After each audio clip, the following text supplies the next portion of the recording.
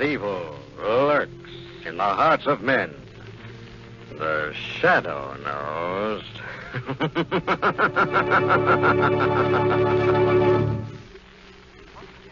Once again, the thrilling adventures of the shadow, the hard and relentless fight of one man against the forces of evil. These dramatizations are designed to demonstrate forcibly to old and young alike that crime does not pay. The shadow in a moment, but first here's important news for all college men interested in flying. How would you like expert training at the Navy's famous Pensacola, Florida Flight Training School, the Annapolis of the air? Well, for the first time since the war, the Naval Aviation Cadet Training Program is open again. Once more, those Navy wings of gold, the ensign's commissions, and high pay are being offered to qualified young men.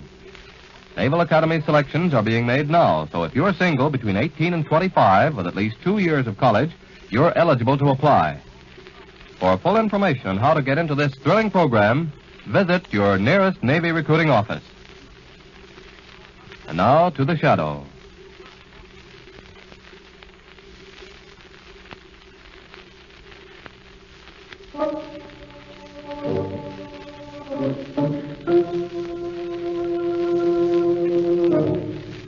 The shadow, who aids the forces of law and order, is in reality Lamont Cranston, wealthy young man about town. Years ago in the Orient, Cranston learned a strange and mysterious secret, the hypnotic power to cloud men's minds so they cannot see him. Cranston's friend and companion, the lovely Margot Lane, is the only person who knows to whom the voice of the invisible shadow belongs. Today's drama, Phantom Racketeer.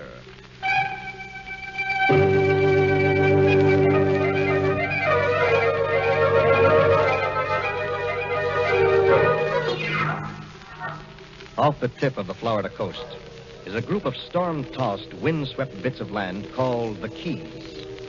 On one of these, Lida Key, sits the forbidding stone castle built by the former bootleg baron, Joe Peroni.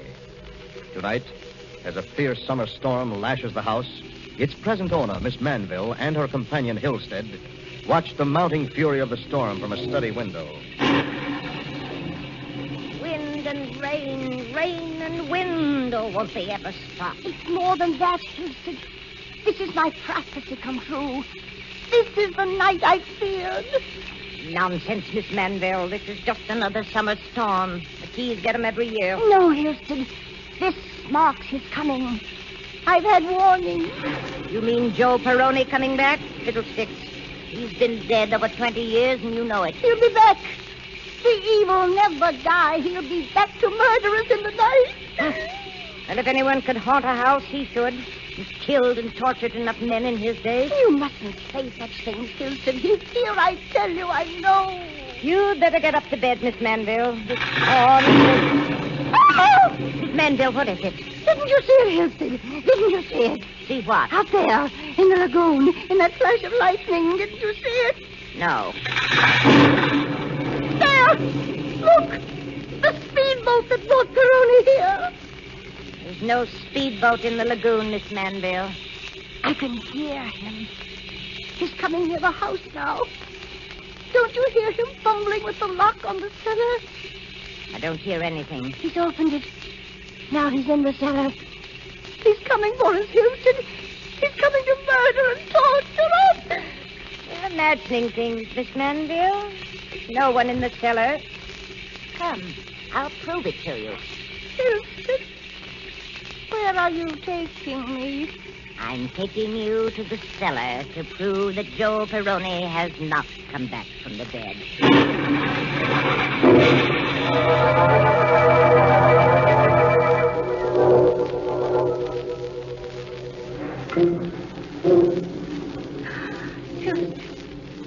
I'm afraid of what we'll find when we open the cellar door. Nonsense, Miss Manville. That's the only way to set your mind at rest. Come along. Well, all right, but stay close to me, Houston. Open the door, Miss Manville. Houston. The door, Miss Manville. All right, Houston. Listen. Do you hear them? They're crawling around down there, waiting for us. There's no one down there. There are two of them, see? See their dark shapes down at the foot of the stairs? In a moment they'll be coming for us. But they won't get us, Hilsted. They won't get us. What are you doing? This earthenware crock, Hilsted. When they start up the stairs, I'll push it down on them. It'll give us time. No, Miss Mandel. Call for help. The police. Anybody. Call for help. All right, but don't do anything until I get back. Hurry, Hilsted. They're coming up the stairs. I'll stop them.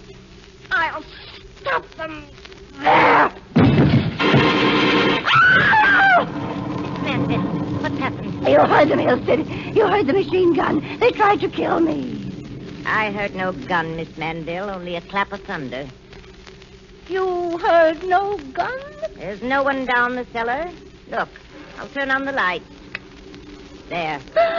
Look down the stairs, Miss Mandel. See for yourself. But Look. I don't understand. The cellar's empty.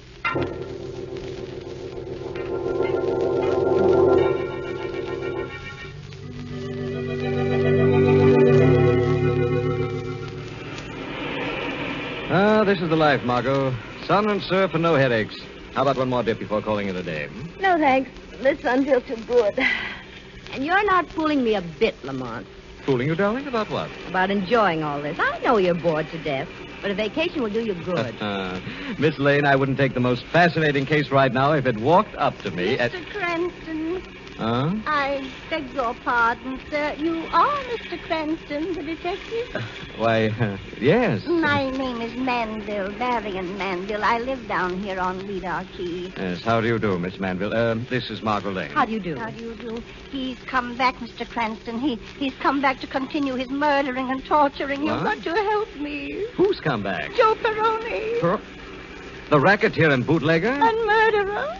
But Joe Peroni is dead, Miss Manville. He was killed in a rather sensational gang massacre back in 1927, if my memory serves me right. But you see, Lida Key was his home, and now he's come back. You've, seen him, Miss Manville? Oh, you don't believe me either, do you? You think I'm crazy. Oh, no, it's not that, Miss Manville. Everybody thinks I'm crazy. But I'm not. I know Joe Peroni has come back. I've had evidence. Evidence? His boat. I saw it in the lagoon last night. I heard them in the cellar, laughing and plotting murder and torture. They shot at me with their machine guns. Yes. I see. Well, I'm sorry, but... Well, never mind, Mr. Cranston. I know it's a lot to ask, but I need help so badly. Of course we'll help you, Miss Manville. Margot. Mr. Cranston has a dinner engagement tonight, but right after dinner?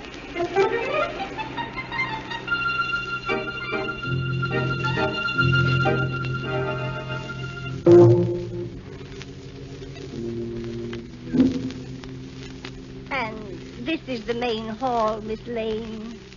Horrible, isn't it? It's awfully big and forbidding. It gets very mysterious at night, Miss Lane.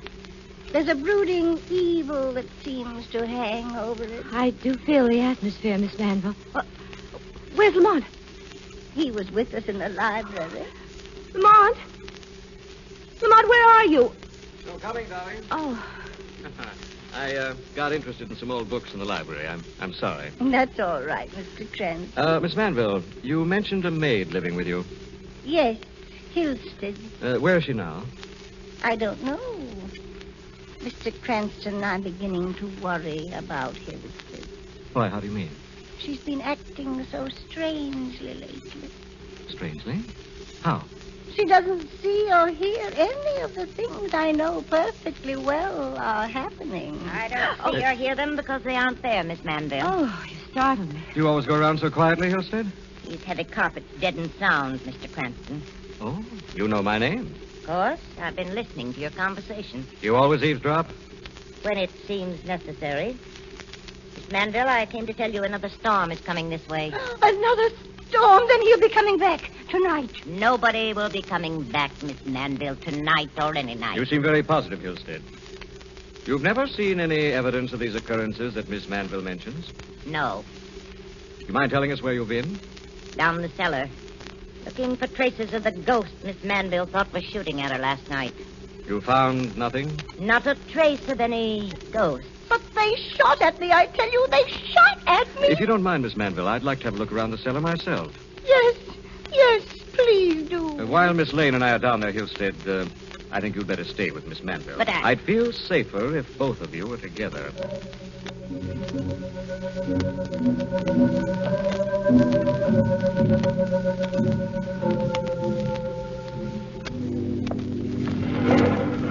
I don't blame Miss Manville for being afraid of this cellar.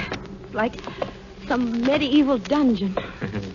If these walls could talk, I imagine they'd have some terrible tales to tell, darling. What are we supposed to be looking for, anyway? Oh, anything or nothing. So far, it seems to be nothing. What's the matter? Did you see it? See what? Out there, out that window. Speedboat in the lagoon. Long, low, dark speedboat. Wait a minute. There's no boat out there, Margot. Oh, I guess I'm imagining things, but let's get out of here. Wait a minute. This is interesting. What? I don't know exactly. It's a blue plaster on these flagstones. Looks as though someone's been trying to remove them. Heavens, what was that? It came from upstairs. It's the old lady. Hurry. Lamont, it's a machine gun. Get back from those stairs, darling. It's Miss Manville. They've murdered her. Poor old woman. Here, Margot, help me turn her over. She may be still alive. Good Lord. Lamont. This isn't Miss Manville, Margot. It's Helsted, the maid. Oh, Lamont, what's happening? We're the only ones on the key. Don't be too sure of that. Who said that? Cover them, Kirk. I got them. Don't tell around, my friend. We have here our calling card. It's lead. Lamont, look out! Who are you? You are too curious, my friend. Lamont! You make too much noise, pretty lady. Take a Kirk. Right. It's very quiet, eh, Kirk? Like in grave. He's much better.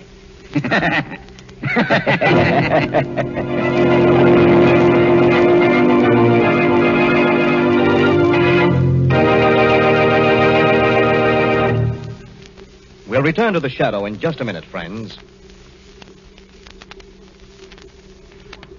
Do you know how many people there are in the United States today who can't read or write? How many do you think? 1 million? 3 million? 5 million? Well, according to the Federal Bureau of Education, in the United States today, 10 million people don't know how to read or write. 10 million illiterates despite our national system of free public education. How does such a thing happen? Well, the way it happens is through lack of interest on the part of the people who can read and write. A lack of interest, in other words, on the part of the majority of our citizens. We're inclined to feel that because we receive an education and our children have managed to squeeze into the neighborhood grade school or high school, why, everything is moving along fine. But far from it. The facts are considerably otherwise.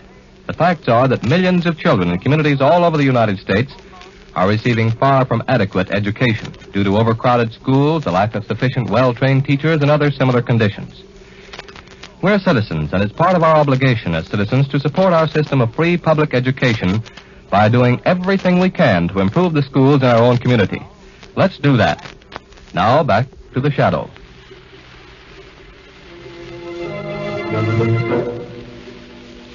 Lamont Cranston and Margot Lane are investigating the supposed reappearance of the long-dead gangster Joe Peroni in his old mansion on Lida Key. They are attacked in the cellar of the house, regain consciousness in one of the storerooms. Margot, you all right? Oh, my head. What happened, Lamont? Not too loud, darling. They're just outside the door. Where are we? I think we're still in the Peroni house. My best guess is this is one of the cellar storerooms. Who are they, Lamont? It wasn't... Joe Peroni? No, I don't think so. I've never heard of a ghost hitting that hard. What are we going to do? I'm tied hand and foot. So am I. I've been working on these ropes. I think I can cut through them on the sharp edge of the stone here. Hurry, Lamont. Hurry. They'll be coming after us. I'm doing my best, darling. These ropes don't give pretty soon. My best is liable not to be good enough.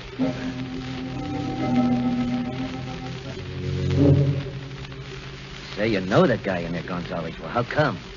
He's the most amazing thing, Kirk. I see him first many years ago. Huh? Joe Peroni pointed him out to me. Yeah, who is he? Private copper named Lamont Cranston. He's very smart operator. A private cop, huh? Well, then what are we waiting for? Patience, my friend. You afraid maybe the sharks know way? Okay. But how'd he get here? That's what I'd like to know. The old lady upstairs. She called me. No? Sure, the old lady. That's it. That nutty old dame. I knew she meant trouble. It's true. Old lady, big nuisance. Yeah, we can fix that soon enough. We can take care of it all in one trip, huh? Out a little ways and over the side with the three of them. Gonzales? Yeah. Yeah, you handle it, Carrot. Only, don't forget. No tricks. Sound like you don't trust me, Gonzales. I don't. Well, act your age. I'm not going to cross you. No. You smart, take care. Okay. Take care of the two inside first, then the old lady. Hey, what do you be doing all that time? I start packing this stuff. You don't keep Gonzales waiting. Take care. Okay. I'll meet you down at the boat dock. You, wake up. We're awake. What's this all about? This is all about how you're gonna be shark bait. Is that so? It's so, Copper. There ain't no question about you turning up dead. It's just a question of how you get that way. Lamont. Don't worry, baby. I'm an expert at it. Now, if this was the old days... You need Joe Peroni to tell you how to do it, Kirk. Look, Copper, I got my own ideas. Who do you think it was figured out the gimmick in that machine gun massacre back in the big time? Any hoodlum can kill with a machine gun, Kirk. Yeah? How about the water treatment? That was my idea. It took them days to die. How about that, huh? Maybe you'd like that one, huh? Don't put yourself out for us, Kirk. You're a wise guy, huh? All right, we'll start with a dame so you can listen. Suppose you start with me, Kirk. Okay, you'll come for... What happened to the rope? While you were talking so much, I cut it. Drop that gun, Kirk. Oh, you let go of my arm. Oh, drop in it, I said. I got it, Lamont. Now, we're going to do some talking, Kirk. That's what you think, Copper. What are you doing here? What are you and your friend looking for? Go of my arm. Talk, I said. Go of me, Copper. You going to tell me what I want to know? I ain't talking. I think you will, Kirk. Okay, I'll talk. I'll tell you what you want to know. Yeah, I'll tell you. Now, look, it's like this.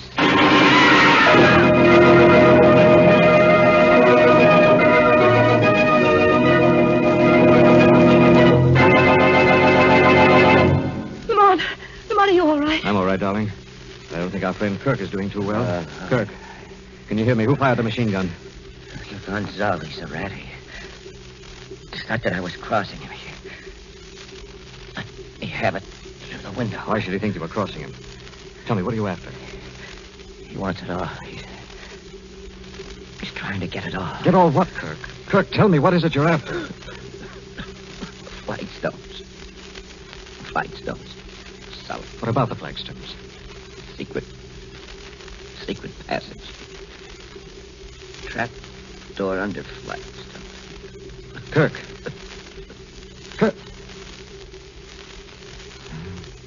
It's too late. He's dead, Lamont. Yes, Margot. Now what do I do? Well, first see to it that Miss Manville is protected. Here, Margot. Take Kirk's gun, go up to her room and take care of her. Where are you going? I think it's time the Shadow had a talk with Mr. Gonzales.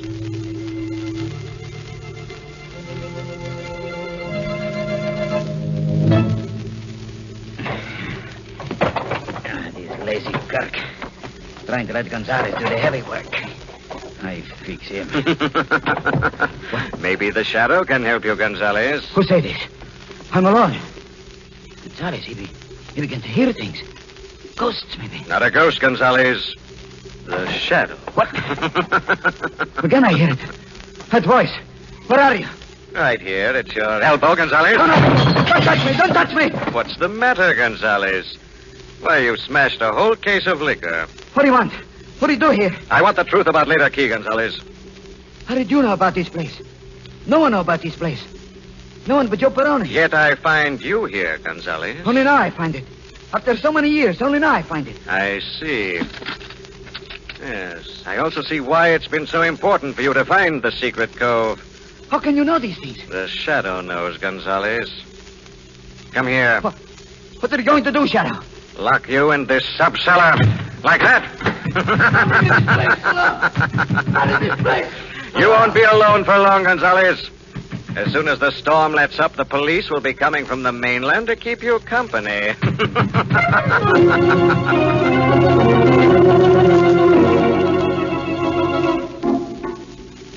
Miss Manville.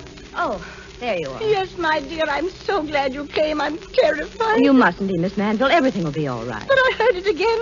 I heard a machine gun. There was a machine gun fired downstairs, Miss Manville. Nothing's happened to Mr. Cranston. No. A man named Kirk was killed. What was he doing here?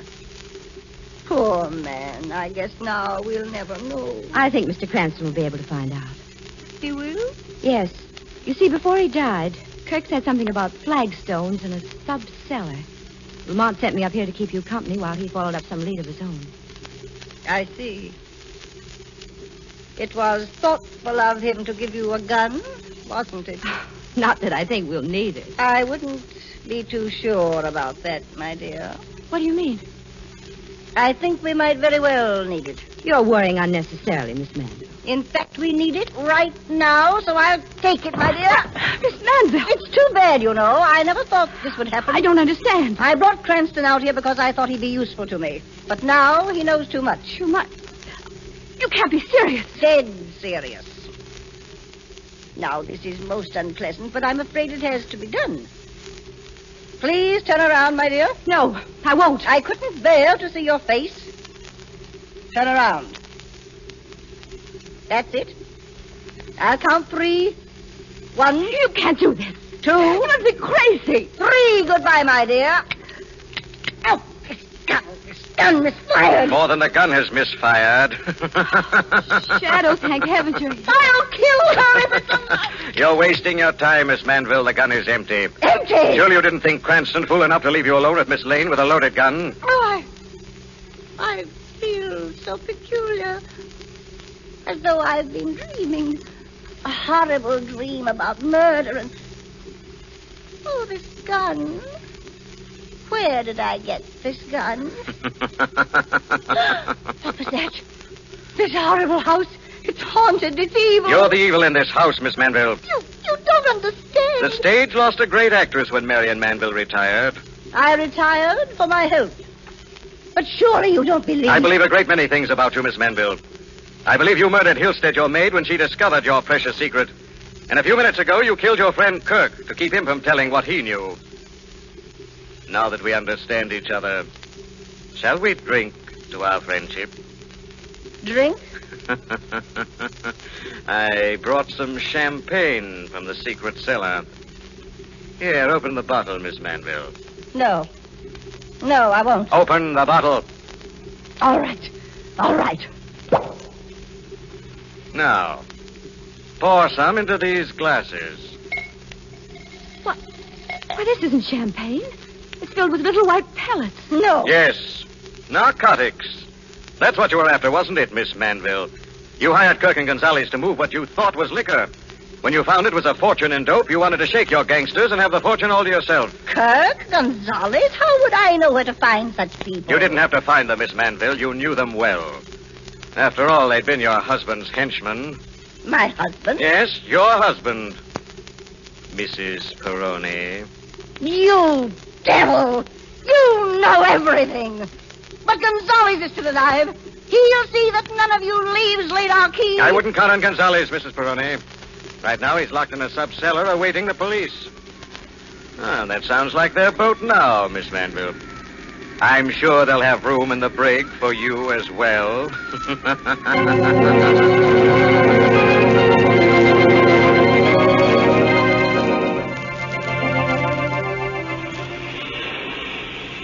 There's nothing more restful than the sun and surf, Margot. All right. Rib me all you like. But I won't be sorry to get away from Florida. That horrible old woman. Did you know right along that she was behind the whole thing? No, not quite. I did suspect she was Joe Peroni's wife, though, almost from the start. But how? You remember when I stayed back in the library? Mm-hmm. One of the books was a scrapbook containing clippings of Peroni's marriage to stage star Marion Manville. And to think I suspected poor Hilstead. Yes, actually, Hilstead was the one Miss Manville was trying to frighten off. She didn't want her to find out what was going on. When she did find out, Miss Manville killed her. Exactly what was going on? Well, Miss Manville found what she thought was a couple of $1,000s worth of liquor in the cellar, left her by her bootlegging husband years ago. She hired Kirk and Gonzalez to cart it away and sell it for her. Yes? However, she later discovered that the bottles were filled with narcotics worth hundreds of thousands of dollars.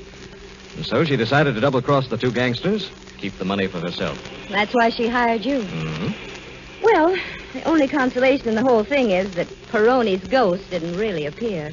Oh, I wouldn't be too sure, darling. What? Well, after all, how else can you account for all the things that happened on Lida Key in that one night, hmm?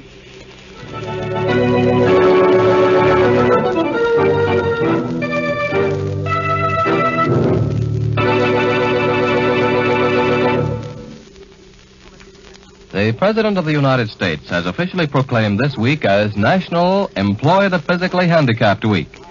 Physically handicapped Americans, both veterans and non-veterans, are doing good work week in and week out at steady jobs all over this country. But hundreds of thousands of the handicapped who could do good work and who want to work are without employment. To refuse them jobs makes them economic liabilities. It's a waste of manpower.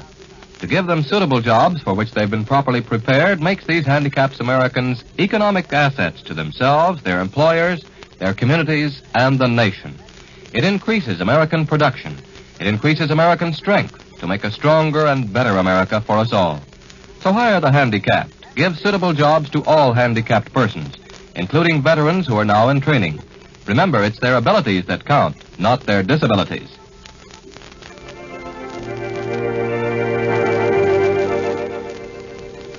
This story is copyrighted by Street and Smith Publications, Incorporated. All names and places are fictitious. Any similarity to persons living or dead is purely coincidental. Listen again next week, same time, same station, when the Shadow will again demonstrate that the weed of crime bears bitter fruit. Crime does not pay. The Shadow knows.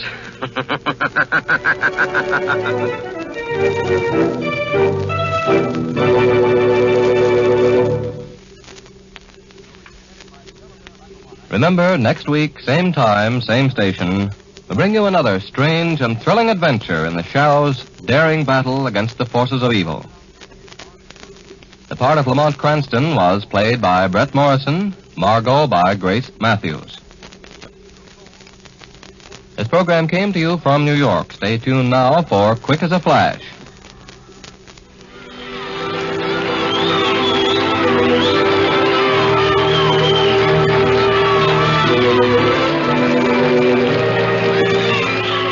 this is the Mutual Broadcasting System.